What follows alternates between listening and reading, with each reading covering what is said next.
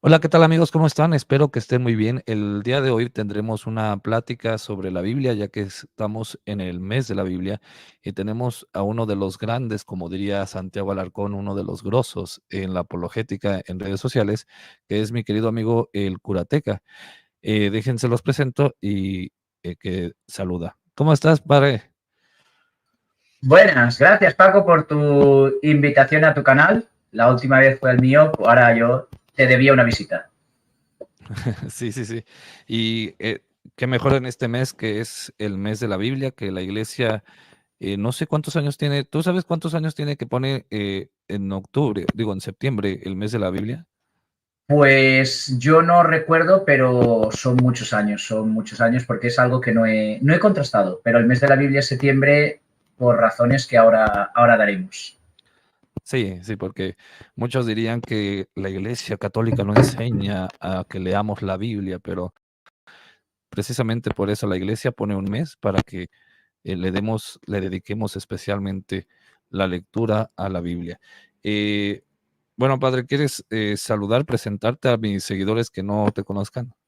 Bueno, pues para aquellos que no me conozcan, soy sacerdote católico de rito latino, ordenado hace 17 años y mi propia diócesis en Valencia, España. Y a día de hoy pues ejerzo el ministerio en 3 comunidades parroquiales como párroco que se me han confiado, trabajo como capellán en un hospital y aparte de otros quehaceres de la iglesia que se me confían. Ok. Bueno, hablemos de la Biblia. ¿Cuándo surge el canon bíblico? Pues el canon bíblico surge de la tradición de la Iglesia. El canon bíblico surge en el siglo IV. Surge a raíz de 3 concilios. El concilio de Roma, el concilio de Hipona y el concilio de Cartago. Principalmente en el año 382, con el concilio de Hipona, impulsado por el Papa Damaso I, donde en ese concilio definitivamente la Iglesia dice: estos 73 libros son nuestro canon y no solo son nuestro canon, sino que son palabra de Dios. Y desde ahí hasta hoy, las 73 libros que el concilio de Hipona, con el Papa Damaso I presidiéndolo, es la norma de fe de la Iglesia junto con el magisterio y la tradición heredada desde tiempos apostólicos. Y desde el concilio de Hipona entonces tenemos 73 libros los cristianos. Siempre la Iglesia ha pensado, ha creído y ha vivido que son 73 libros, entre otras cosas, porque el concilio de Hipona tuvo su trabajo de dirimir qué libros sí y qué libros no formaban parte del canon bíblico, porque no hay que olvidarse que estamos hablando del siglo IV, ya los apóstoles, lógicamente, no vivía ninguno, las primeras comunidades habían ido formándose, la iglesia fue expandiéndose, estuvo la paz con el decreto del Edicto de Milán, estuvo ya la aceptación de la fe católica como la fe del Imperio Romano con Constantino en el 325 y posteriormente ya, dado esa paz y a esa tolerancia religiosa que hubo con Teodosio, el Edicto de Milán y demás, la fe iba extendiéndose y todos querían tener los relatos de la vida de Jesús. El Antiguo Testamento nadie lo discutía, porque el Antiguo Testamento está claro, lo hemos heredado del pueblo de Israel. Pero ¿y el Nuevo Testamento? Ok, Ay, algo que dicen los protestantes es que nunca, ni siquiera los padres de la iglesia citaban el Antiguo Testamento como lo tenemos nosotros. ¿Esto es verdad o habían diferentes expresiones de canon? Bueno, porque no había un canon cerrado, sino que los padres de la iglesia citaban diferentes libros y si citaba algunos de los padres de la iglesia los libros que ellos llaman apócrifos. sí, vamos a ver. Por ejemplo, hay diferentes cánones. Marción, que fue un Ujú. hereje, tenía su propio canon. Eusebio de Cesarea, San Eusebio de Cesarea, tenía su propio canon. E Ireneo de León tenía su propio canon. La providencia hace que el canon de Ireneo de León sea el mismo que se adopta, perdón, que quiero estornudar, pero no sale. A ver, el mismo canon que Ireneo de León tiene es el que posteriormente tendrá el concilio de Hipona, el que tendremos como Iglesia Católica. En cambio, el de Marción no. ¿Por qué el de Marción no? Porque Marción se dejó unos cuantos libros, cogió otros tantos y además fue un canon propio, particular de su propia secta, no para toda la universalidad de la Iglesia. Hubieron unos criterios para que hubiera un canon en la Biblia y ese criterio es claro. ¿Qué libros se leían en todas las comunidades o en la mayoría de las comunidades cristianas en los tiempos apostólicos? ¿Qué libros podemos atestiguar que son escritos en tiempos apostólicos? ¿Y qué libros podemos atestiguar que desde la muerte del apóstol Juan, allá por el año 90, hasta el día de hoy, se ha leído y nunca jamás se ha dudado de la historicidad de que fue escrito o leído o autorizado por alguna comunidad apostólica con algún apóstol vivo? Es decir, ¿por qué estos libros sí y por qué estos libros no? Canonicidad, escrito en tiempos apostólicos. Historicidad, leído desde tiempos de los apóstoles en las comunidades cristianas. Y autenticidad, que nunca se haya dudado de su historicidad en las comunidades cristianas. Sin esas tres fuentes, los libros serán desechados en el concilio de Hipona, de Cartago y de Roma. Por lo tanto, junto con la asistencia del Espíritu Santo, a la cual Cristo hizo la promesa de asistirla y que el poder del infierno no la derrotaría, nosotros creemos como norma de fe que esos 73 libros y no otros forman parte del canon. Sí, entonces, con este conjunto, con esto que le llamamos canon, que es pues la regla de la fe, surge el término Biblia, o desde antes se puede decir, porque yo he escuchado a algunos pastorcillos que dicen que ya había Biblias desde antes del canon, que ya había una Biblia como la Biblia alejandrina, o sea, así mencionan ellos, y que incluso los judíos tenían su propia Biblia. ¿De dónde surge el término Biblia? Los judíos no tienen ninguna cosa llamada Biblia. Jamás. Se puede preguntar a cualquier rabino y jamás ninguno de ellos te va a permitir que le llames a sus escritos sagrados, que es nuestro Antiguo Testamento, que le llames Biblia. Ellos tienen el Tanaj. Y dentro del Tanaj tienen sus libros Pentateuco, proféticos y poéticos. Y el Nuevo Testamento, es decir, los 27 libros que la Iglesia Católica añadió, es lo que vendría a ser y lo que es el Nuevo Testamento. Y el conjunto y la fusión del Antiguo Testamento y del Nuevo Testamento es lo que hace que sea una ta-bibla en griego, una colección de libros. De ahí viene el nombre de Biblia. Ta-bibla, colección de libros. 73 libros para ser exactos.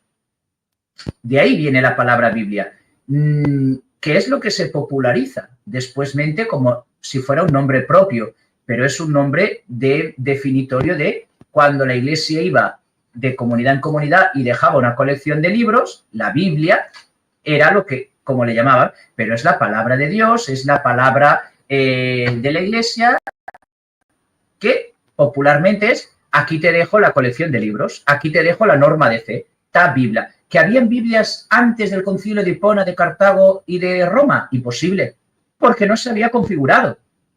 Habían traducciones de libros, pero no existía ninguna Biblia, porque no existía ningún canon, ninguna iglesia conciliarmente hablando o en asamblea conciliar había definido el canon. Entonces, ¿cómo puede haber algo que no existía aún?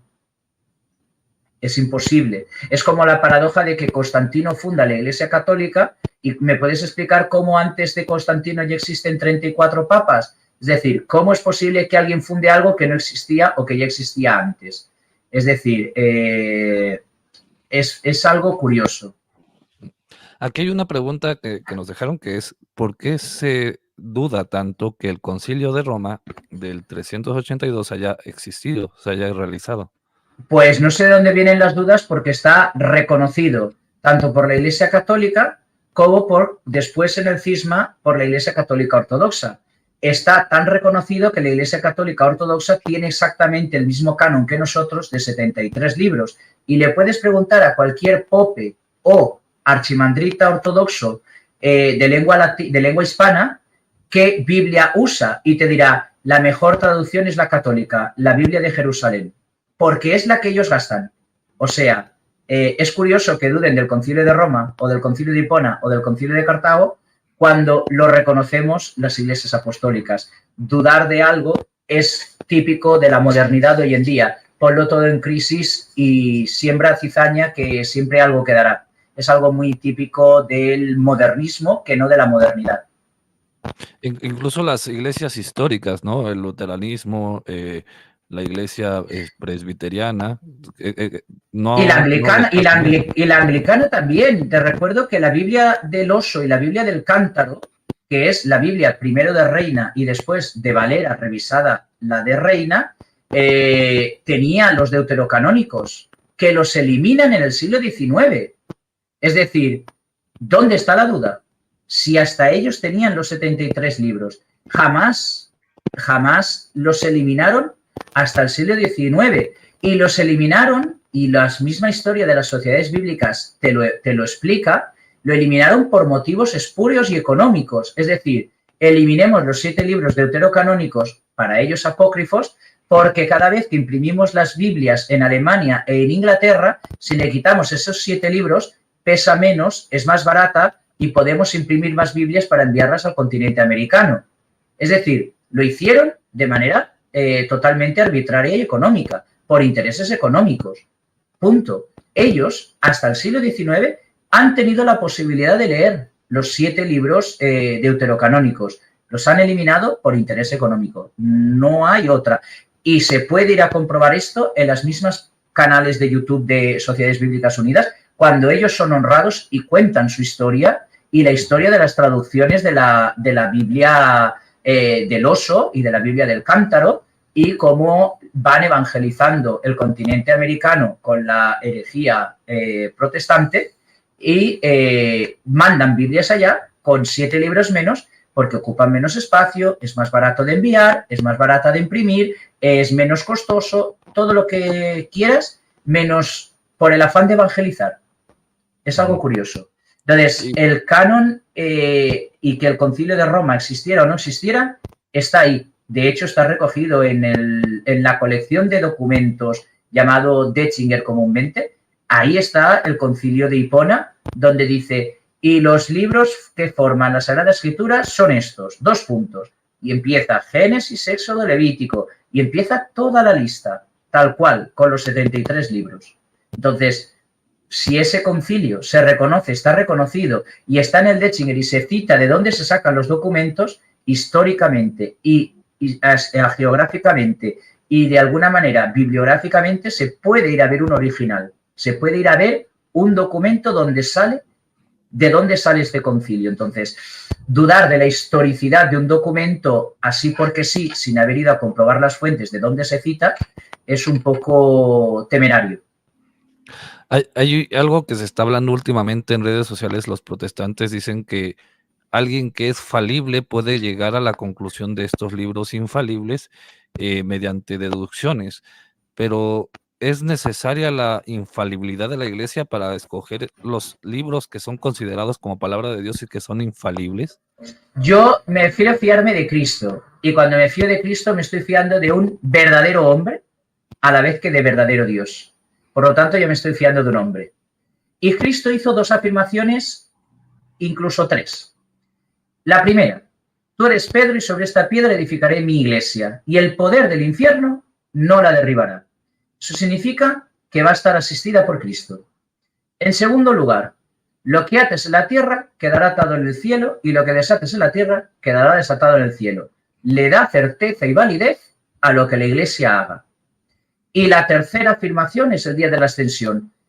recibid el Espíritu Santo, id y bautizad a todos los pueblos, enseñándoles a guardar todo lo que yo os he enseñado, y también aquella que dice el apóstol Juan, de muchas otras cosas enseñó el Señor Jesús, que si se escribieran en este libro no cabrían en las bibliotecas, porque el Espíritu Santo nos irá recordando y nos irá diciendo aquello que no podéis por ahora soportar.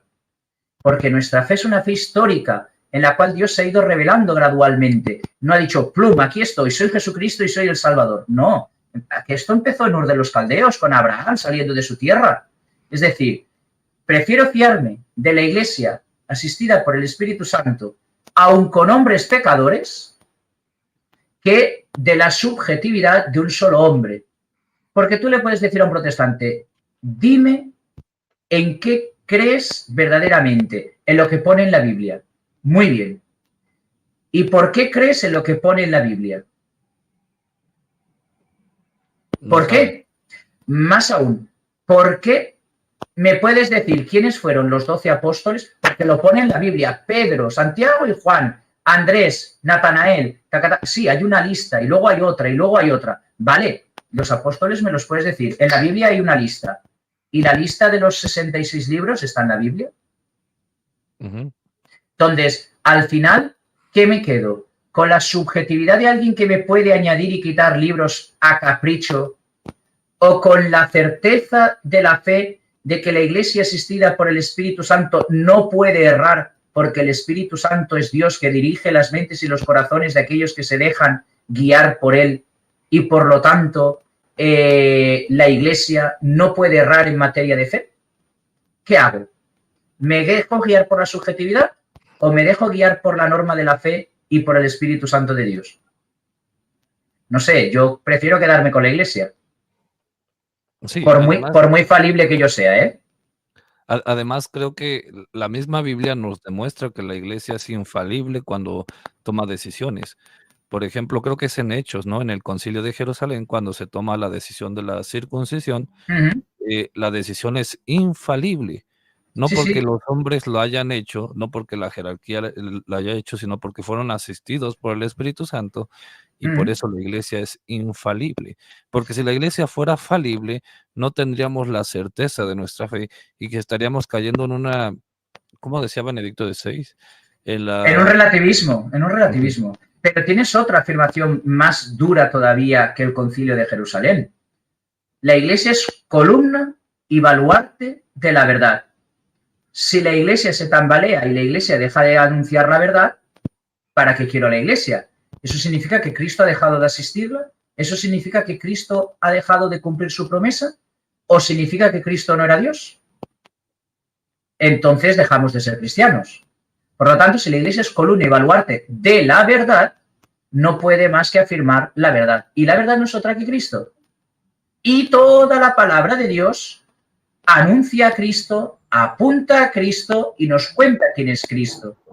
Porque todo el Antiguo Testamento señala quién es Cristo, señala la venida del Salvador, señala la venida del Mesías, de Cristo, del Hijo de Dios encarnado.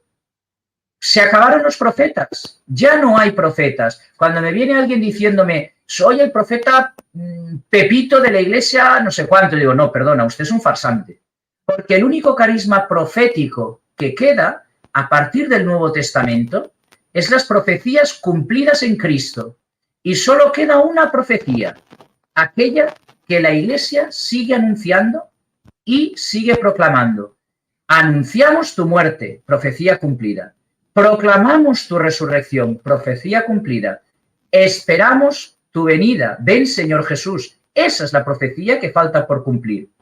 Esa es la única profecía. Y para eso hemos sido bautizados y hemos sido constituidos sacerdotes, profetas y reyes.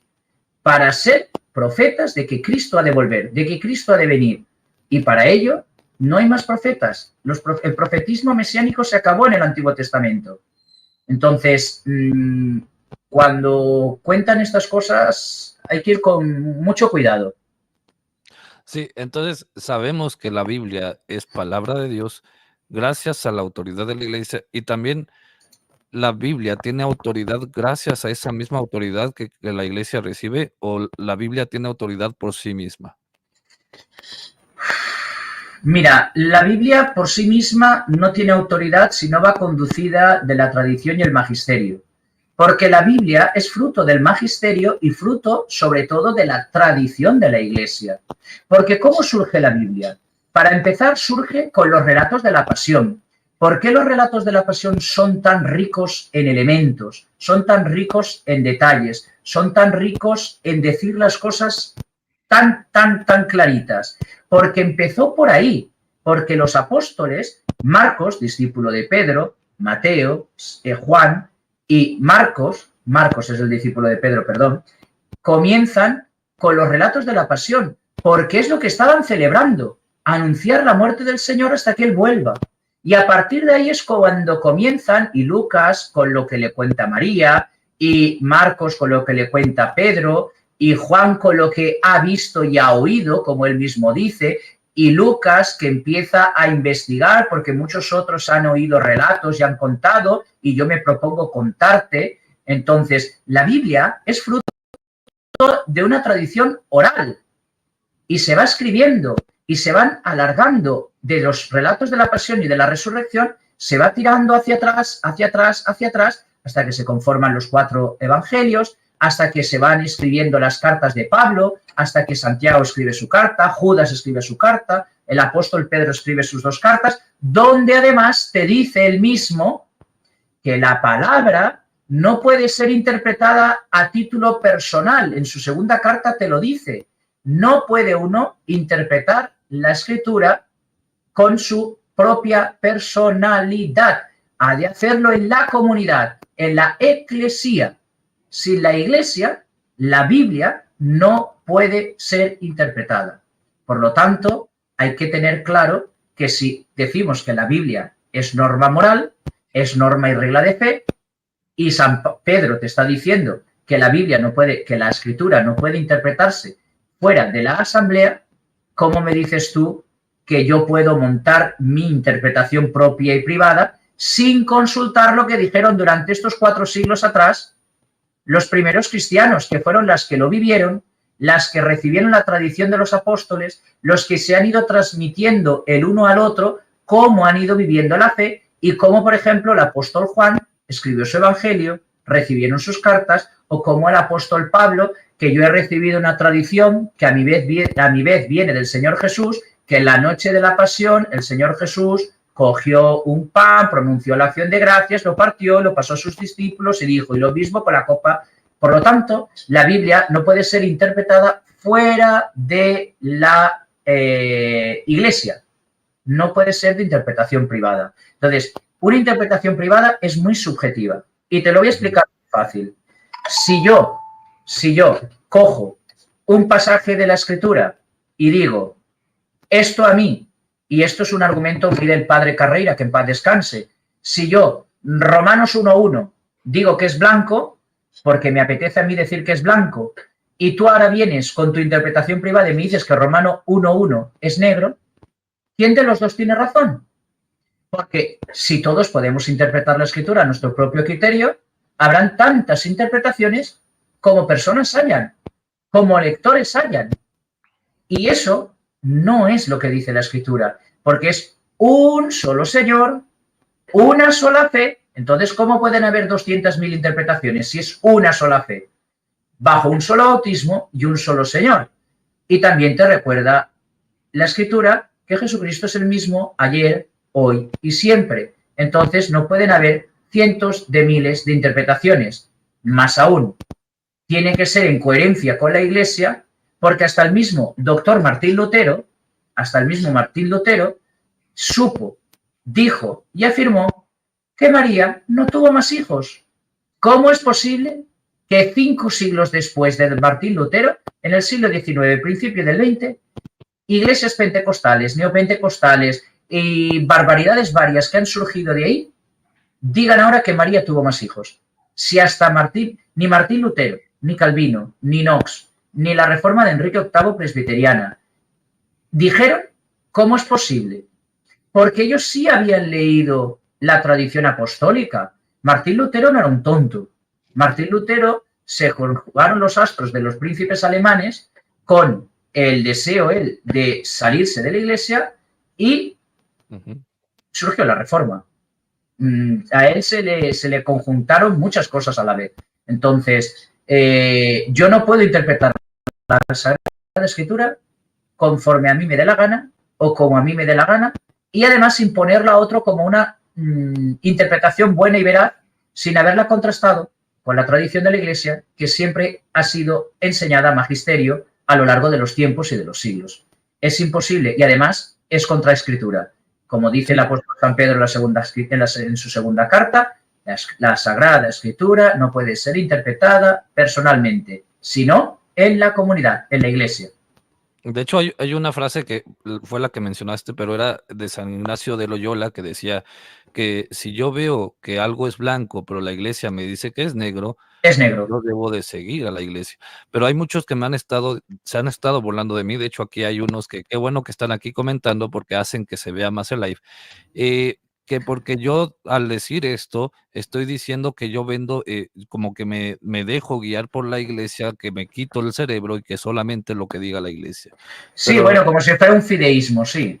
Ajá, pero lo que San Ignacio de Loyola dice, que yo creo que no entienden la mayoría de protestantes, es que la percepción, él usa algo que es la percepción, ¿no? Que es la vista. Si mi percepción me dice que algo está blanco, mi percepción me puede engañar y lo hemos visto incluso en memes, como hay un vestido que se veía azul y negro y hay personas que lo veían dorado. Dorado. Porque la percepción es muy subjetiva. Entonces, por eso necesitamos algo objetivo que nos guíe. Y este objeto que nos guía, que es la iglesia, hace que la fe sea objetiva, no Hombre, subjetiva. Es curioso, porque yo, por ejemplo, en pleno siglo XXI puedo decir que este pasaje de la Escritura me dice tal cosa y es totalmente contrario a lo que diga la Iglesia y automáticamente mi superior, un feligrés, alguien puede decirme, padre, perdone, esa exégesis o esa interpretación está errada. Y yo diré, ¿por? Y entonces me iré a lo que dice la Iglesia y diré, ostras, pues es verdad, estaba errado. Y diré que me tengo que cambiar lo que yo dije a lo que dice la Iglesia, porque ¿quién soy yo con 44 años y 17 de sacerdote decir que esto es así ahora porque yo lo pienso así, cuando la Iglesia durante 2000 años, desde tiempos de los apóstoles, ha estado explicando totalmente lo contrario a lo mío? Y ese es el gran error, por ejemplo, de la subjetividad de las iglesias evangélicas. Tú, pastor de una iglesia, me voy a tu iglesia y me predicas algo que va en contra de mí, es decir, yo soy banquero y tú como pastor hablas de que prestar dinero a usura es un grave pecado y que quien presta usura no debe acercarse a recibir la Santa Cena que dicen ellos, y yo como trabajo en la banca te voy a decir, ¿sabes qué te digo, pastor? Que me voy a otro que me cuente el Evangelio a mi medida. Y por lo tanto, es subjetividad y es el relativismo moral que ha entrado en el modernismo de las iglesias evangélicas también, porque no están en las iglesias evangélicas históricas, luteranismo, calvinismo y anglicanismo, porque todas las demás que surgen de estas tres, casualmente el 31 de octubre de 1517, con Martín Lutero, todas las demás subjetivas son debidos a desencuentros, enfados, riñas, unos contra otros. Si la iglesia es una, porque Cristo dice, edificaré mi iglesia. La Sagrada Escritura es clara desde el Concilio de Roma en el año 382, de Hipona y de Cartago. Y Cristo es uno solo y no hay cambio en su ser, no hay fases ni menguas, como dice la Escritura.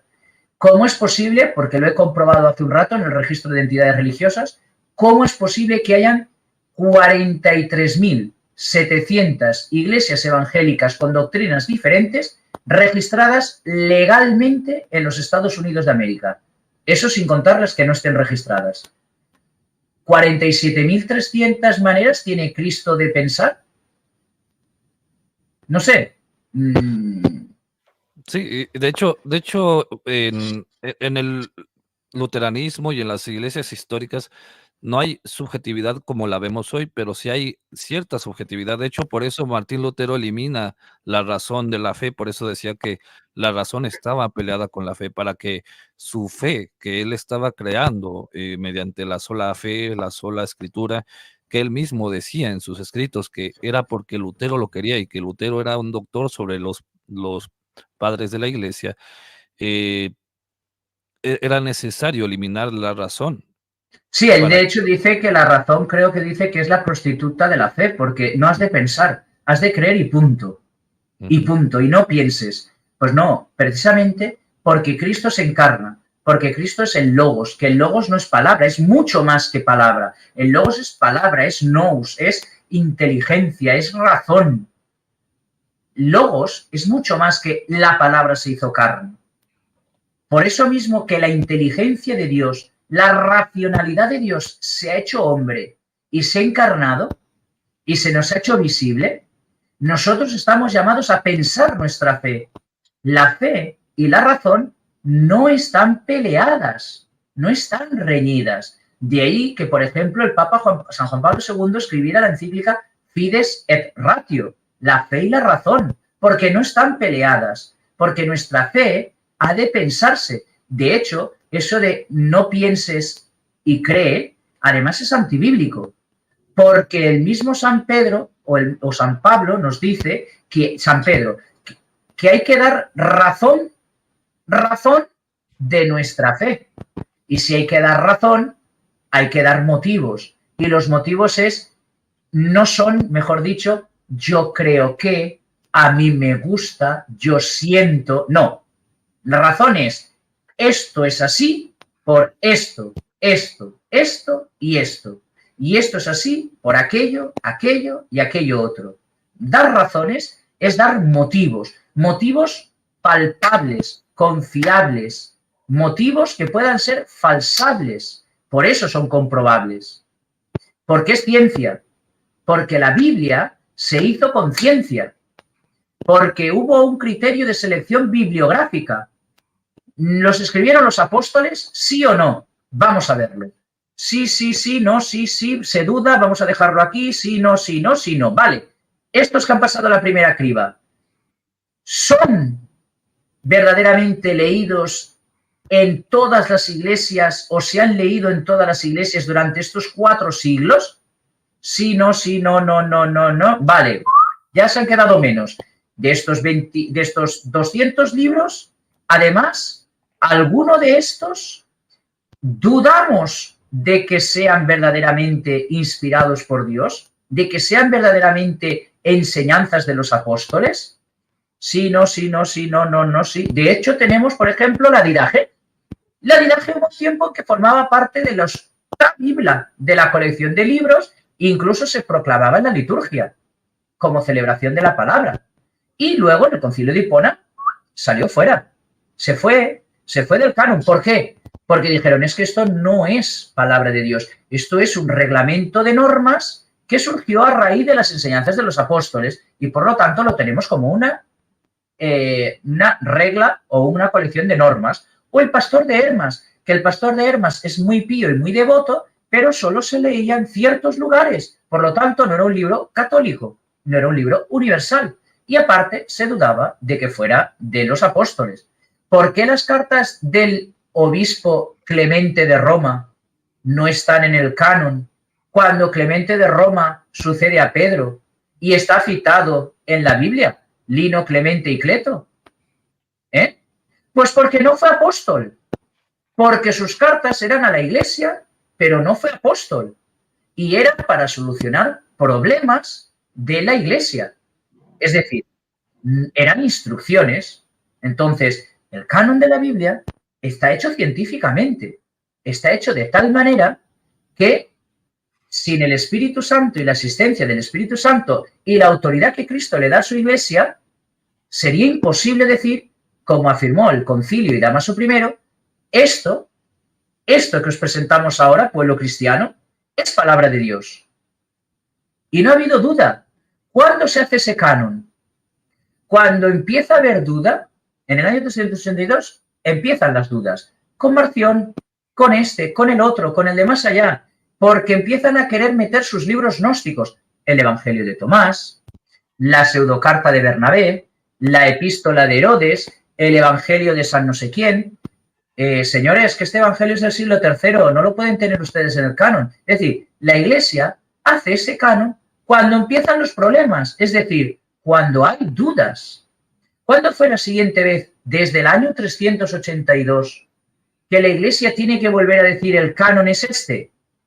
En el Concilio de Trento, porque un señor llamado Martín Lutero dice que quiere quitar 7 libros porque no le convienen a sus normas. Es decir, quitemos primera y segunda de Macabeos porque ahí habla de la oración por los difuntos y ahí habla de las ofrendas por los difuntos y esto no me interesa. Quitemos el último capítulo del libro de Daniel porque vamos a decir que como ya está en el Apocalipsis, lo quitamos. No, claro, quitamos el último capítulo del libro de Daniel que no tienen los evangélicos y de ese se olvidan porque son 7 libros y un capítulo entero que es el del libro de Daniel, porque ahí habla de otros de los problemas que habla Martín Lutero, de que vamos a ser purificados con fuego en la siguiente vida y que ahí se van a probar nuestras obras y que lo que surja será nuestra condenación o nuestro triunfo.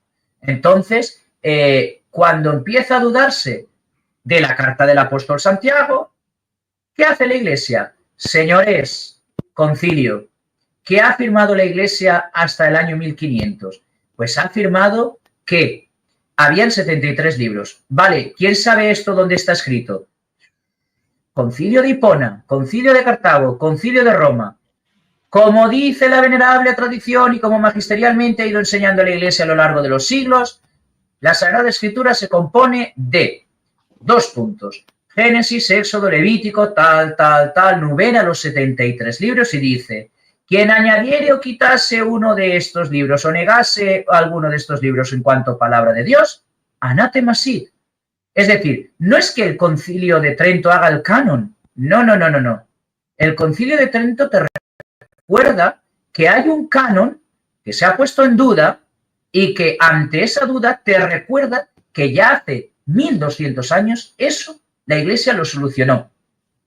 Y ahora que vienes tú a ponerlo en duda, te recuerdo, para que no te salgas de la Iglesia, que esta es la enseñanza de siempre. Ahora, eso sí, si tú te mantienes en tus 13, solo tengo que decirte, anátema sit, estás fuera de la comunión de la Iglesia porque no profesas lo que hemos recibido en la tradición desde tiempos apostólicos, lo que la Iglesia siempre ha mantenido y ha enseñado, sustentada en la palabra de Dios, que es la Biblia.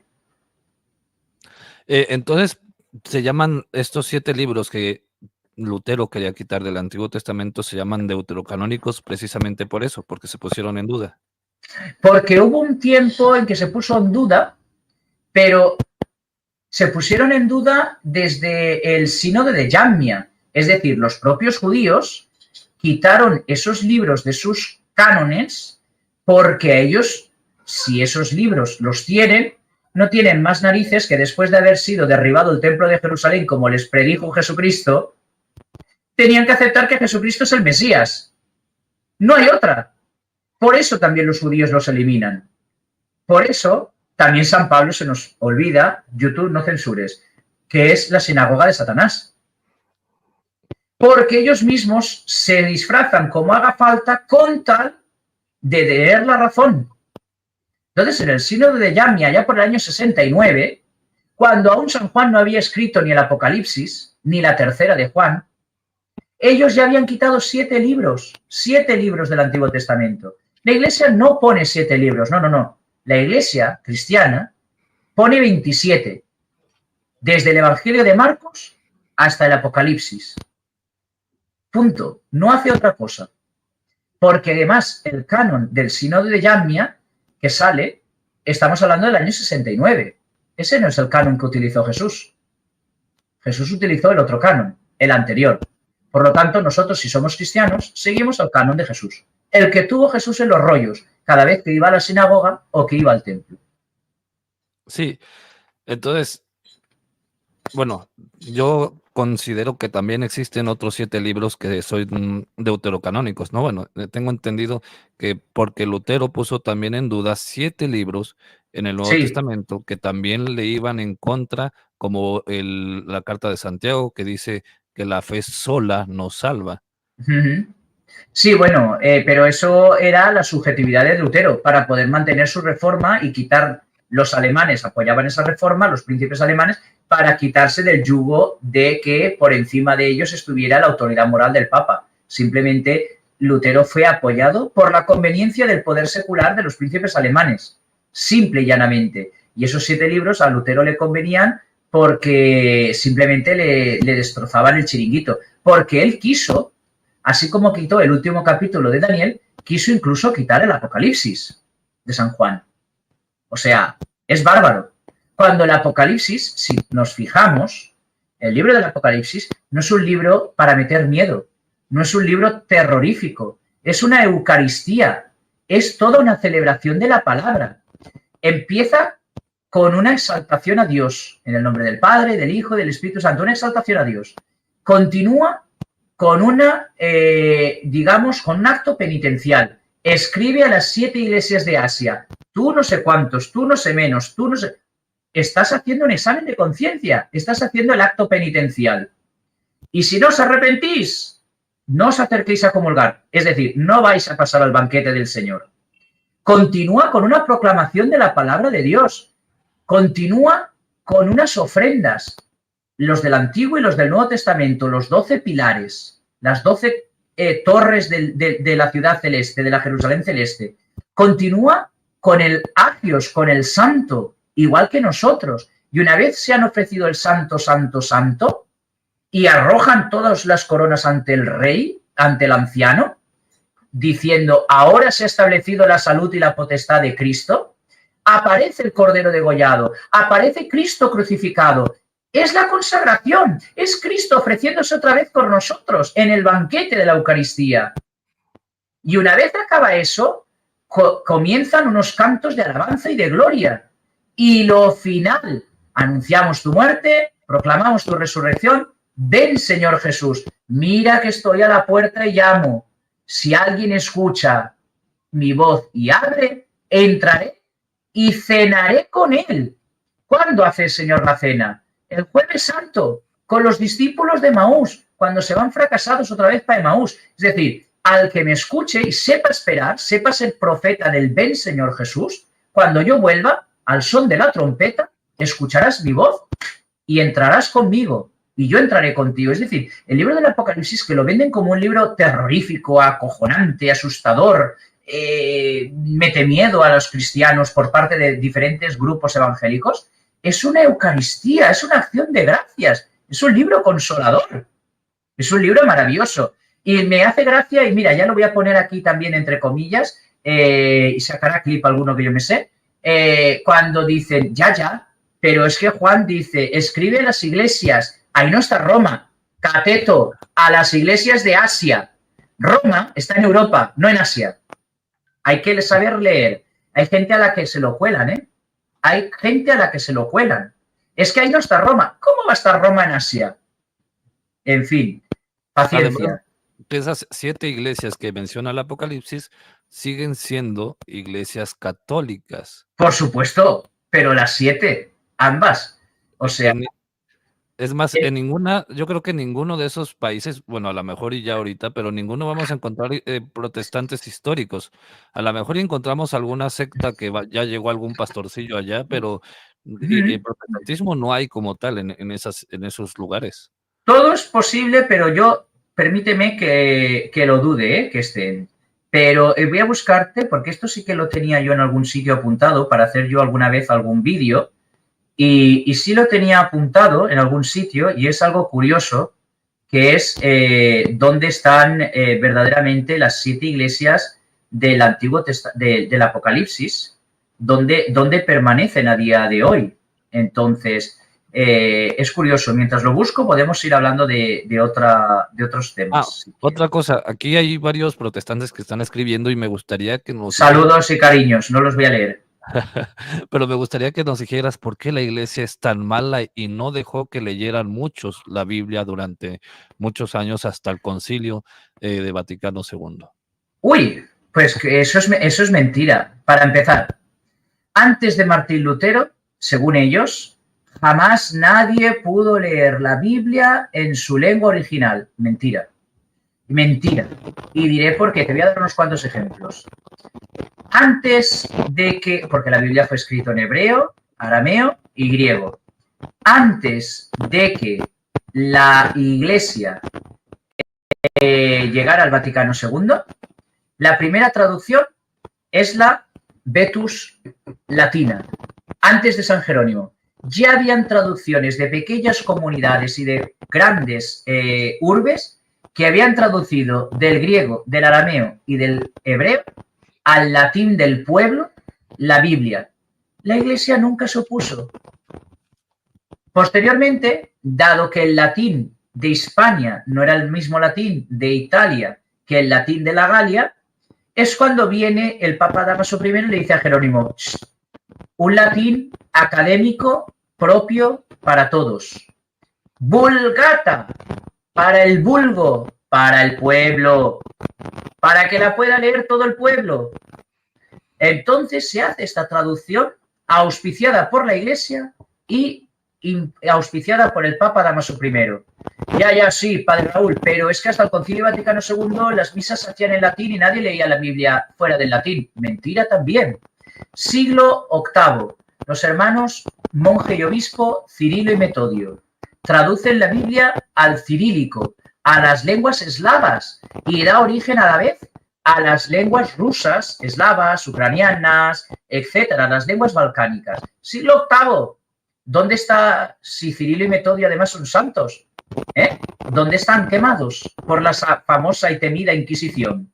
Más aún, hay una región en la península ibérica, en España, que es la Corona de Aragón, que comprende desde el... Bueno, la Corona de Aragón, no, donde está la lengua catalana valenciana, que comienza en el Roselló de Francia, baja por Cataluña y sigue por todo lo que es la Comunidad Valenciana, Castellón, Valencia y Alicante. Es una región que es casi todo el Mediterráneo.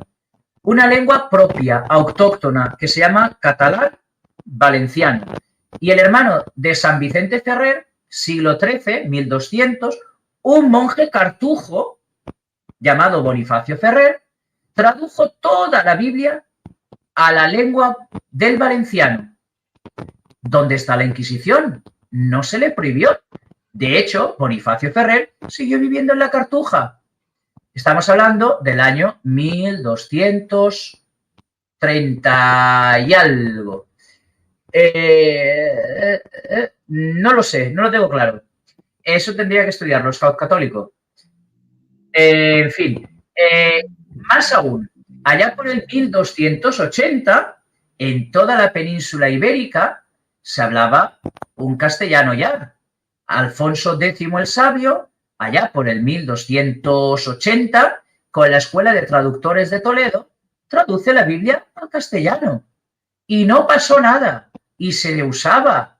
De hecho, esa es además la zona de los famosos llamados concilios visigóticos que arrancaron, los concilios de Toledo, que arrancaron y extirparon la herejía arriana en toda la cristiandad. O sea, que me digas tú a mí que hasta que Martín Lutero no llegó, la Biblia no se pudo traducir y no se pudo gastar por los cristianos en su propia lengua, es una mentira. Te he dado unos cuantos ejemplos. Cirilo y Metodio, Bonifacio Ferrer, la Escuela de Traductores de Toledo con Alfonso X el Sabio, San Jerónimo de Estridón, las primeras comunidades. Es decir, es una falsedad. Una falsedad. Lo que sí hizo Lutero fue traducirla al alemán. Al alemán, pero a su conveniencia. Eso, era lo que iba a decir, porque creo que cuando dice que somos salvos por la fe, él aumenta en la traducción solo por la fe. Pero ojo, que de esto, además, hay una carta que él escribe, no recuerdo quién era el destinatario, diciendo, sé que el texto original dice, somos salvos por fe. Pero yo añado el sola para que hagamos énfasis en nuestra enseñanza. Es decir, no en la enseñanza de la Iglesia, no, en nuestra enseñanza. Entonces, el mismo Martín Lutero está diciendo que está traicionando la traducción. Él mismo lo está diciendo. Entonces, ¿quién ha sido más fidedigno? Volvemos a lo de antes. ¿Me creo la traducción de un solo hombre con ideología y con carga y tinte político?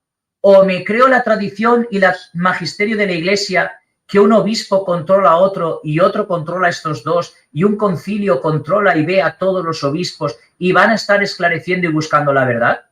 ¿O tú eres capaz de poner, por ejemplo, a más de 400 obispos en contra de una verdad?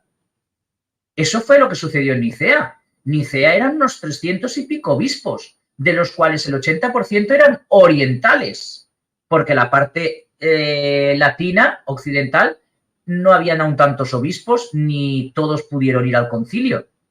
¿Cómo es posible que se acepte un concilio con más orientales que con más latinos y que lo que se ha enseñado allí resulta que se acepta por todos? Porque lo normal es que lo que sale de ahí, primero, asistidos por el Espíritu Santo. Eso lo creeremos siempre los católicos. Y segundo, porque se ha buscado la verdad. Se ha buscado no lo mejor para la Iglesia, sino la verdad. Y esa verdad es Cristo. Por lo tanto, ¿cómo pones tú de acuerdo a 380, 400 obispos en contra de la verdad? ¿Solo con que uno sea fiel? ¿Ya va a poner en duda a todos los demás?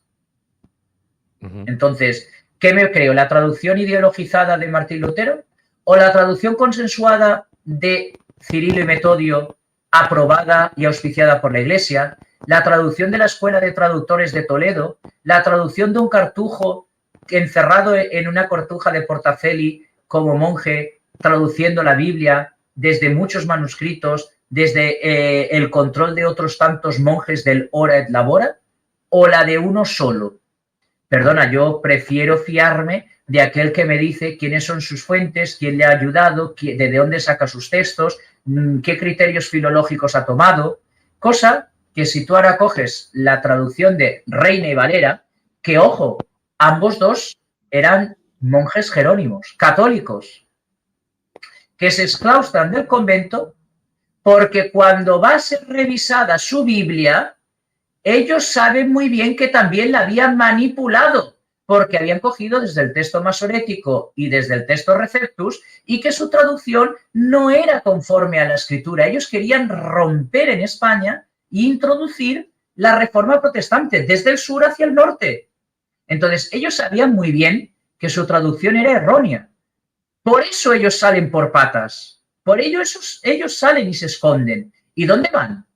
Se van a Alemania. Y son perseguidos por los protestantes, no los quieren. Se van a Suiza, son perseguidos por los calvinistas, no los quieren. Acaban en Inglaterra. Y en Inglaterra, ¿qué creéis que pasó? Se los cargaron los presbiterianos de la Iglesia Anglicana. Por católicos. O sea, ¿me estás diciendo tú a mí que la Biblia que encima que están gastando los anglicanos, los protestantes, los luteranos, encima es fruto de una mala traducción de dos monjes jerónimos? Entonces, ¿cuál es la gran torpeza de la Reina Valera? Pues mira, la gran torpeza de la Reina Valera, para empezar, es Jehová. Una mala traducción del nombre de Dios. No vamos a entrar en eso, que no es el tema del live. Segundo gran error, y este ya no lo digo yo, esto lo dice Sociedades Bíblicas Unidas, otra vez la dueña, señora y traductora de esa Biblia. Señores, en la Reina Valera sabemos y conocemos que hay 2.900 errores de traducción. Leches, arréglenlos.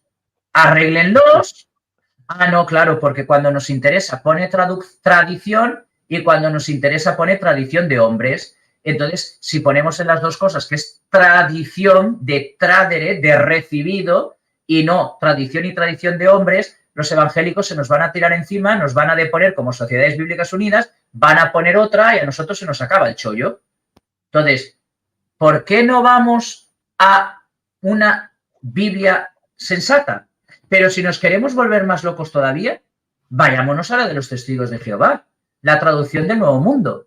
Van por 3 versiones ya. Primero había una gris, luego había una verde y ahora creo que gastan una que es azul las tapas. Cada una es una edición diferente.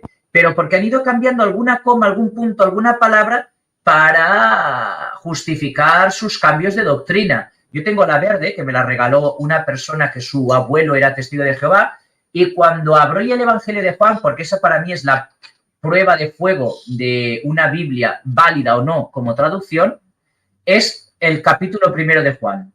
En el principio existía la palabra y la palabra estaba junto a Dios y la palabra era Dios. Pues, por ejemplo, un testigo de Jehová se va a encontrar con lo siguiente. En el principio existía un Dios en minúsculas. No, en el principio existía Dios en mayúscula.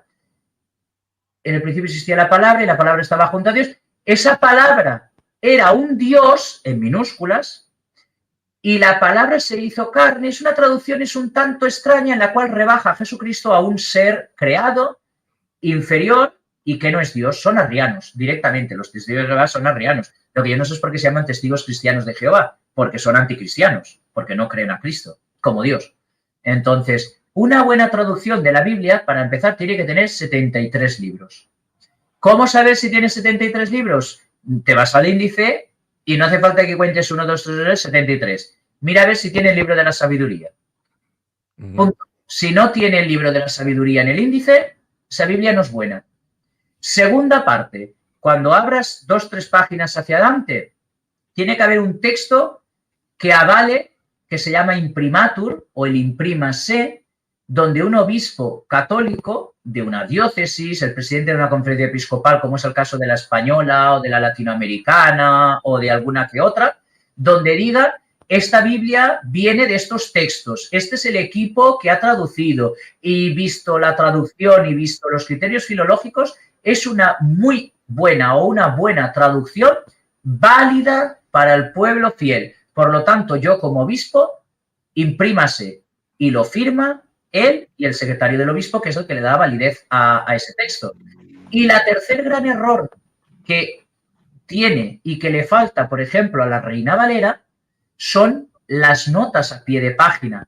Ahora empiezan a poner concordancias, copiando a la Biblia de Jerusalén. Pero tampoco tenían las concordancias. No vaya a ser que yo, orando con la palabra, me sugestiones a que vaya a leer otro texto y me sugestiones el mensaje. Ahora empieza a ver los textos paralelos, pero antes, hasta hace poco, tampoco los tenían. Más aún, si nos ponemos en la tontería, hay cierto pastor por ahí bastante famoso que se llama Mauricio Scott, que dice que la Biblia no se la debemos a los católicos. Mira, yo te lo desmonto en un momento.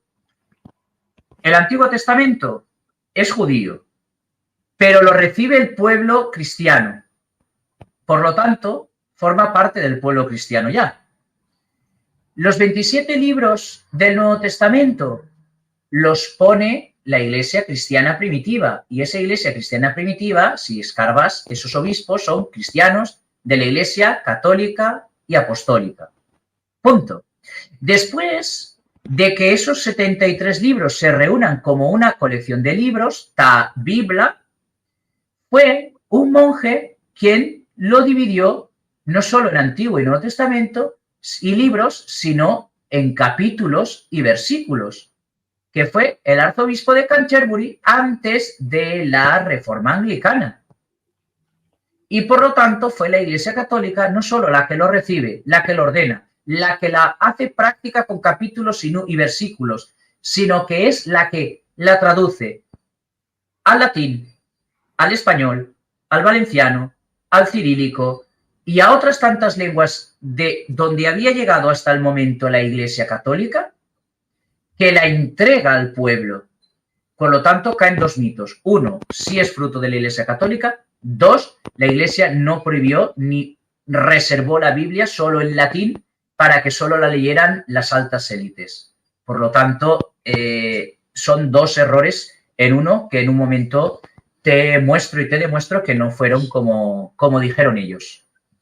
Además, no es que la gente de a pie pudiera comprar una Biblia en esos tiempos. Era Hombre, claro, yo me voy a comprar este libro y me voy a la tienda y me pone que vale 20 euros, unos 22, 23 dólares. Perfecto. Porque hoy en día es fácil. pero ahora copia tú a mano 426 páginas con sus correspondientes índices en el siglo VI. Pues en el siglo VI habían unas abadías cistercienses, habían unas abadías benedictinas, habían unos monasterios que iban copiando y había un señor monje en lo alto de una trona con 20 monjes abajo con sus papiros copiando al dictado lo que aquel iba leyendo.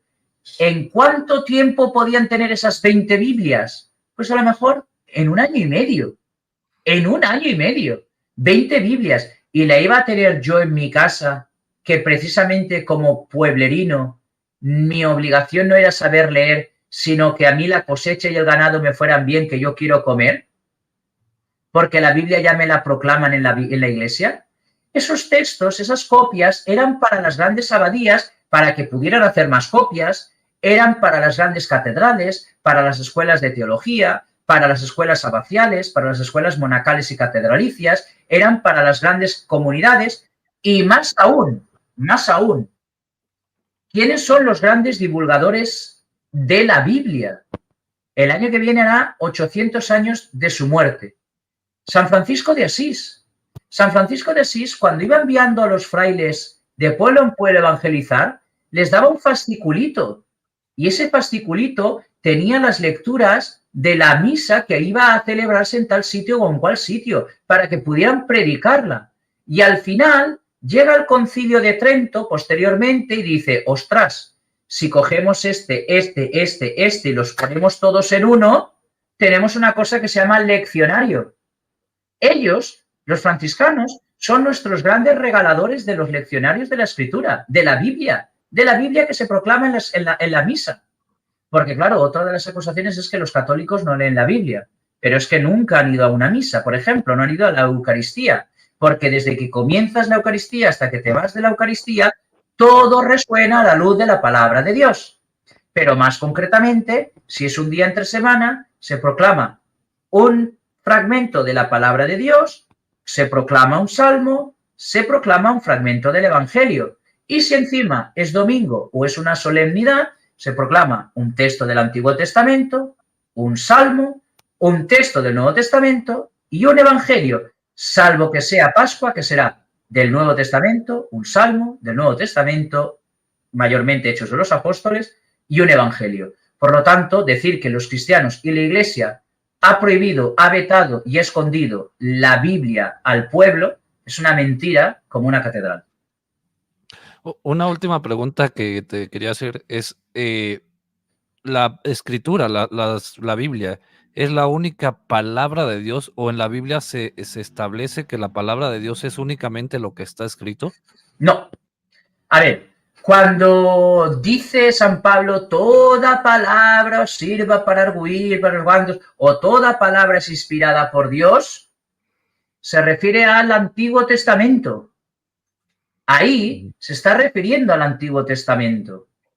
Porque además, cuando San Pablo escribe eso, no estaba escrita Tercera de Juan, no estaba escrito el Apocalipsis. El Evangelio de Juan posiblemente estaba terminándose de redactar. Entonces, ¿qué significa? ¿Que hasta que San Pablo escribió, todo lo que viene después ya no es palabra de Dios? No.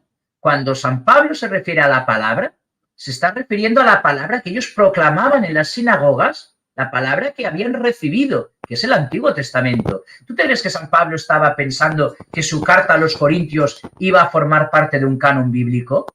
Claro que no. Estoy escribiendo a la comunidad de Corinto que yo he fundado, o que el Apocalipsis de Juan, ¿tú crees que Juan estaba pensando en que eso iba a cerrar un libro como es la Biblia? No. Era un libro de consolación de las visiones que él había tenido en la isla de Patmos durante su destierro, y ya está. Todo os sirva para arguir. Pero es que San Pablo lo dice claramente, examinarlo todo. Y cuando ahí sí que dice todo es todo. Porque también, ¿cómo acaba otra vez? ¿Cómo acaba el Evangelio de Juan? Muchas otras cosas dijo Jesús que no han sido escritas en este libro. Estas han sido para que vosotros creáis que Jesús es el Mesías y que creyendo tengáis vida en vosotros. muchas otras cosas. ¿Tú te crees que cuando Marcos está escuchando a San Pedro, no le habrá contado muchas otras cosas más que él, por dejadez, por no recordarlas bien, por olvido, no las escribió en el Evangelio según San Marcos? ¿Es que las comunidades del apóstol Santiago o del apóstol Felipe o del apóstol Andrés en Grecia, que están allí con él, que Andrés, no hay ni un texto de Andrés en la Sagrada Escritura, ni uno, ningún texto del apóstol Andrés? ¿Y cómo celebran las comunidades cristianas de Grecia? Pues como les enseñó el apóstol Andrés. Pero ojo, con la misma Biblia que reciben de Roma, del apóstol Pedro. Por lo tanto, todo es también tradición oral. Lo que a lo largo del tiempo, desde los apóstoles, fueron recibiendo y han ido custodiando por ellos mismos. El mismo Pablo lo dice varias veces, ¿no? Creo que en 2 ocasiones menciona, en la primera dice que resguardemos las tradiciones que se nos han enseñado de palabra, o sea, oral o escritas. Y después en otra carta, no me acuerdo si era a los Filipenses, él decía que estaba alegre con ellos porque resguardaron las enseñanzas que se les habían dado de la forma que él se las dio. Y él no le dio solamente... cuando le escribe a Tito y le escribe a Timoteo, recuerda lo que yo te enseñé tanto de palabra como por obra, tanto de palabra como por escrito. Y para el que se está quejando de que me está estudiando que eso es cosa de los protestantes, Paco puede hacerlo porque, entre otras cosas, Paco para mí, como si nos conociéramos en la vida real, físicamente. O sea, Paco puede tutearme todo lo que le dé la gana y puede protestar contra mí, no contra la Iglesia. Entonces, el mismo San Pablo a Tito y a Timoteo, recordad lo que os enseñé, tanto de escrito como de palabra. Esa es la tradición. Eso es, traer aquí y actualizar ahora lo que a ti te han contado, has visto y has vivido. ¿Qué es lo que hace Juan? Juan, ¿qué dice de su evangelio? Lo que hemos visto y oído. ¿Eso qué es? ¿Palabra o hechos? Porque lo que hemos visto no sé cómo está escrito. Y lo que hemos oído no sé cómo está escrito. Salvo que Dios dejara caer plum el evangelio de Juan y a Juan se lo estuvieran dictando. No. Lo que he escuchado de los protestantes acerca de esto es que ellos dicen que en un principio sí había esta tradición oral, pero cuando estaban los apóstoles, y como ya no podemos escuchar a los apóstoles, ya la tradición oral ya no existe, que porque solamente es en ese momento, cuando Pablo dice, resguarden la tradición que les hemos dado, no dice solamente cuando me escuchen a mí, sino No, que la resguarden. pero es que esto se desmonta demasiado fácil. Moisés se supone que es el dador de la ley. Y estas palabras las repetirás de día y de noche, cuando te levantes y cuando te acuestes, y se las enseñarás a tus hijos, y las dirás cuando camines y cuando... Shema Israel, tacatá, tacatá. Y cuando se muere Moisés, que ya no, porque te recuerdo que Moisés no escribió el Pentateuco. Se escribió después, porque el último libro del Antiguo Testamento escrito es el Génesis. Y el primero fue el libro de Job. Entonces, ¿cómo quedamos? Entonces, ¿tampoco creemos la tradición recibida de Moisés? ¿Porque se escribió después? No sé, llámame loco, pero vuelvo a decirte que la Biblia surge de la tradición. Fue primero la Iglesia y luego la Biblia. Fue primero el templo y la sinagoga y luego el Tanaj. Porque se lo iban repitiendo, se lo iban transmitiendo y a eso se le llama tradición oral. Y ya está, y no hay más vuelta de hoja, aunque quieran pensar otra cosa. Entonces no podemos interpretar la Biblia sacándola de la tradición y desconociendo la historia misma, porque estaríamos cayendo en un error, ¿no? Ni más allá, tampoco, y sin conocer la historia. Si yo saco un fragmento de la Biblia, un solo texto, me está viniendo a la cabeza, pero no te lo sabría decir entero, pero voy a intentarlo. Aquel salmo de junto a los canales de Babilonia nos sentábamos a llorar con nostalgia de Sion. Si me lo dejo hasta ahí, qué bonito es, pobre pueblo de Israel, que está deportado en Babilonia y pobrecito quiere volver. Pero si saco un versículo aquí más adelante que es, cogería a tus hijos y los rompería las cabezas contra las piedras y los de... ¿Qué pasa aquí? Si solo saco ese texto, que el pueblo de Israel puede reventar las cabezas de los niños de los babilónicos. No, te está expresando su rabia, te está expresando que dado que está deportado en Babilonia, siente nostalgia de volver a su tierra y que su furia es tal que si pudieran, acabarían con todos los babilónicos, pero no pueden. Y por eso sigue el Salmo, pero ti confiamos, Señor, sácanos de aquí. Si yo saco solo un fragmento, o sea, es peligroso, sacar un solo fragmento. Por eso yo cuando me dicen, es que dice la Escritura, digo, espera. Más arriba y más abajo. Vamos a leer 3 o 4 versículos más arriba o desde el principio del capítulo. Vamos a ponerle contexto. Porque es que es curioso muchas veces cómo se puede llegar a hacer doctrina con 2 palabras sacadas de contexto. Y ya está. Entonces, no me da la gana. Y con eso han hecho varias sectas. Yo he visto historia de varias sectas que, por ejemplo, en Sudamérica, pastores llegan a decir que ya se viene el apocalipsis y que le den todo y se roban todo el dinero. Cristo viene pronto y arrepiéntete que Cristo viene pronto. Mira, hay una pregunta muy buena de Scout Católico ahí en el chat que dice, ¿desde cuándo es considerada palabra de Dios? Pues es considerada palabra de Dios desde el concilio, no desde que se escriben. Vuelvo a decirlo, San Pablo o San Juan no tenían conciencia de que lo que ellos estaban escribiendo era palabra de Dios, sino que lo que ellos estaban escribiendo, cuando la Iglesia lo canoniza en el concilio de Hipona, es cuando nosotros lo consideramos palabra de Dios, porque la Iglesia, asistida por el Espíritu Santo en concilio, ha decidido esto. Y la Iglesia, siendo columna y baluarte de la verdad, no puede errar, no puede equivocarse.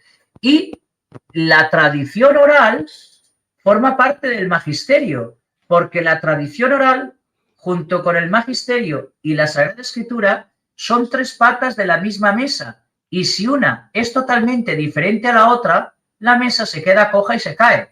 No puede contradecirse la tradición oral recibida desde tiempos de los apóstoles con el magisterio desde tiempos de los apóstoles y los padres de la Iglesia, con la Sagrada Escritura canonizada con los padres de la Iglesia, la tradición de la Iglesia y la enseñanza magisterial de la Iglesia en concilio. De hecho, el mismo Pablo decía en una de sus cartas, esto lo escribo como cosa mía. Como cosa mía. Y luego otra tontería. Dile a que coja los rollos que me dejé en casa fulano. Es decir, como la lista de la compra. Es algo curioso también ahí. Entonces, muchas veces es muy de tener en cuenta todo esto. Mira, ya tengo aquí, mira, a ver si me dices dónde está la Iglesia evangélica, ¿vale? La Iglesia fundada en Roma por el apóstol Pedro. La Iglesia fundada en Constantinopla por el apóstol Andrés. La Iglesia antioquena por el apóstol Pedro y Pablo. La Iglesia de Alejandría por el apóstol Marcos. La Iglesia de Jerusalén, el apóstol Santiago. La Iglesia que está en Rusia, la misma que Constantinopla, el apóstol Andrés. ¿Quién funda la Iglesia en Chipre? San Pablo y Bernabé. La Iglesia copta, que nace también en Venecia, San Marcos. La Iglesia en Siria, San Pedro. Uy, pero San Pedro no era Roma solo. Pues no, San Pedro está en Antioquía y está también en Siria. La Iglesia en Armenia, Bartolomé y el apóstol Judas Tadeo. La Iglesia en Malankara, en la India, el apóstol Tomás. Y la Iglesia etíope, el apóstol Felipe. No hay más. ¿Dónde está la Iglesia evangélica aquí? ¿Dónde? Yo no la veo por ningún sitio, ¿vale? Entonces, cuando me vienen con el chisme de que la Iglesia católica no puede serla, pero vamos aún más allá. Después de haberte dicho todo esto, solo con la Biblia, ¿vale? ¿A quién se dirige la primera carta del apóstol San Pablo? a la Iglesia de Los Roma. romanos. ¿Dónde está la Iglesia de Roma? En Italia. ¿Cómo se llama la actual iglesia que hay en Roma? Iglesia Católica y Apostólica. Ajá. La segunda carta del apóstol San Pablo a los Corintios. ¿Dónde está Corinto? En Grecia. ¿Quién está en Corinto? La Iglesia Católica y la Iglesia Católica Ortodoxa griega. Ambas dos, Iglesia Católica. La carta a los Gálatas. ¿Dónde está Galacia? En Turquía. ¿Qué iglesia hay en Turquía? La Iglesia Católica Siria. Católica en comunión con Papa. La carta a los Efesios. ¿A quién la escribe San Pablo? A la ciudad de Éfeso. ¿Dónde está Éfeso? En Turquía. ¿A qué iglesia? Pues a la Iglesia Católica greco-católica y a la Iglesia maronita. Ambas dos católicas en comunión con el Papa. ¿Y la carta a los filipenses? Pues la carta a los filipenses a la ciudad de Filipo, en Macedonia. ¿Qué iglesia hay en Macedonia? La Iglesia Católica de rito bizantino y la Iglesia Católica Ortodoxa griega. La carta a los colosenses. ¿Dónde está Colosas? En Onaz. ¿Y dónde está Onaz? En Turquía. ¿Qué iglesia hay en Turquía? La Iglesia Católica Bizantina en comunión con el Papa. La carta a los tesalonicenses de San Pablo. ¿A qué ciudad? A Tesalónica. ¿Dónde? En Grecia. ¿Qué iglesia hay en Grecia? La Iglesia Católica de rito bizantino. La carta a los tesalonicenses. A Tesalónica. ¿Quién hay allí? La Iglesia Ortodoxa griega y la Iglesia greco-católica. Por lo tanto, mi pregunta es, de las cartas que escribió San Pablo, ¿dónde está la Iglesia protestante, la Iglesia evangélica, la Iglesia de los Testigos de Jehová, la Iglesia pentecostal, la Iglesia mormona? Y más aún, si verdaderamente era para ellos, ¿por qué ellos no siguen celebrando como lo celebran los que sí que recibieron la tradición de los apóstoles? Con la Biblia solo. Sí, no hay respuesta. No hay respuesta porque ellos confían en su propia interpretación. Pero estos son datos históricos. Corinto es esto, Colosas es esto, Tesalónica es esto, Efesio es esto. ¿Y quiénes están allí? Estos y estos. Y mira, y esto es otra barbaridad. Y si nos ponemos tontos, Jesús fundó la iglesia en Roma, porque Jerusalén era una provincia del Imperio Romano. Y nos olvidemos que Roma es caput mundi, en la cabeza del mundo. Y por lo tanto, lo que pasa en la cabeza es lo que ha de pasar en las provincias. Y lo que pasa en las provincias ha de estar subordinado a la cabeza. Por lo tanto, si nos ponemos tontos, Jesús fundó su iglesia en el Imperio Romano, en Roma. Pero sí, esto yo no lo voy a afirmar así como así. Aunque me sacará un clip aquel que me llama cura chueco, pero me da igual. Todo para él. Qué bueno que hagan polémica. Dice Ricardo Arjona que la promoción, la mercadotecnia, que no importa quién hable mal o bien de ti, lo que importa es que hablen de ti. Y si pensaba que era alguien de... Porque estás vivo. Solo, cuando hablen bien solo de ti, es que estás muerto. Yo siempre lo digo, preocúpate. Cuando en tu camino hacia la santidad no te encuentras con el demonio y la tentación, es que estás en el mismo camino que el demonio. Punto. No hay más. Y esa frase es de San Juan Crisóstomo, no es mía. En fin, yo creo que para cerrar esta pequeña charla, que en teoría iba a ser de media horita, llevamos 1 hora y 20, septiembre es el mes de la Biblia porque todos sabemos con qué santo se cierra el mes de septiembre, con la muerte de San Jerónimo de Estridón en Belén, allá por el año 420.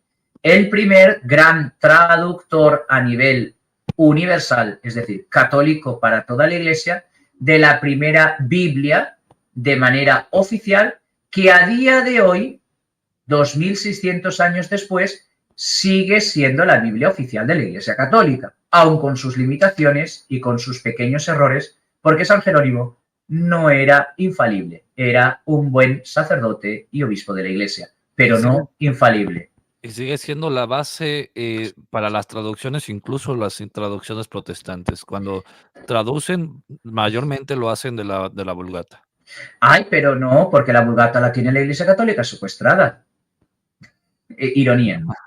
Es ironía. Es decir, la Iglesia Católica, todo aquel que quiere entrar a los archivos de la Biblioteca Apostólica Vaticana, enseñando un proyecto académico serio, competente, avalado por una universidad o por un centro de estudios superiores, y tu carnet de investigador puedes entrar con total tranquilidad a consultar sus fondos, y si no, más fácil todavía, bibliotecaapostolicaVaticana.it, si no me equivoco, y si no lo pones en Google, Biblioteca Apostólica Vaticana digitalizada, y está casi todo digitalizado. Para esos que son conspiranoicos y dicen que hay cosas en la Biblioteca Vaticana, ay, pero es que no lo habrán puesto todo. Pues mira, cada semana se suben megas y gigas de información, porque todo se va digitalizando poco a poco y con el cuidado y el cariño y el esmero que necesitan todos esos libros, papiros, códices, bulas, etcétera, etcétera, etcétera.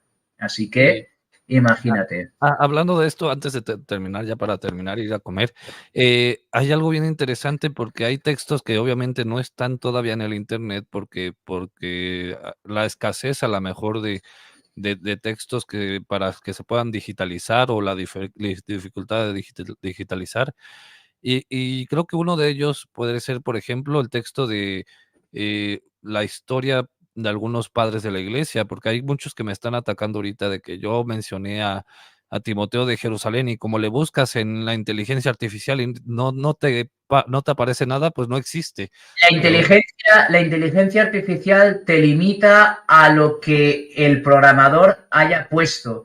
Por ejemplo, tú puedes citar a Timoteo de Jerusalén, ¿has dicho? sí. Y yo te puedo citar a Efrén de Siria, y a Efrén de Siria los propios ortodoxos te lo esconden. Porque Efrén de Siria te habla de la Inmaculada Concepción de María. ¡Ay! Ortodoxo, que te he pillado. Efrén de Siria, San Efrén de Siria, sacerdote de Oriente del siglo III, incluso antes del concilio de Nicea. ¡Ay, ortodoxo, que te he pillado! ¿Por qué este me lo escondes? Entonces la inteligencia artificial es lo mismo. Es lo mismo. Porque la inteligencia artificial te va a decir lo que los datos del programador haya puesto. Y si Timoteo de Jerusalén o Efrén de Siria o fulano de tal no le interesa al programador, no lo vas a ver, no te lo va a poner. Entonces, ¿por qué siempre va a ser mejor acudir a un libro, a una buena reseña bibliográfica? Porque este no te va a engañar, aquí está todo. Solo hay que saber buscar y no ser, vamos a decirlo finamente, no ser un vago.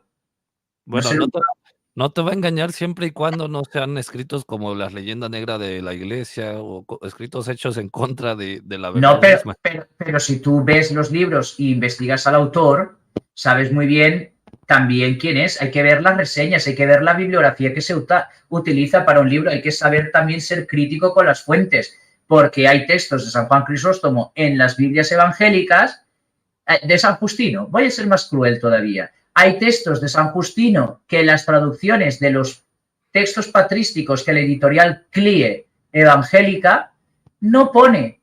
¿Sabes cuáles son casualmente los textos bíblicos de San Justino que no pone la editorial CLIE en la traducción de San Justino? Cuando acepta que la autoridad de la iglesia No, está en contra. peor aún. ¿Cuál es?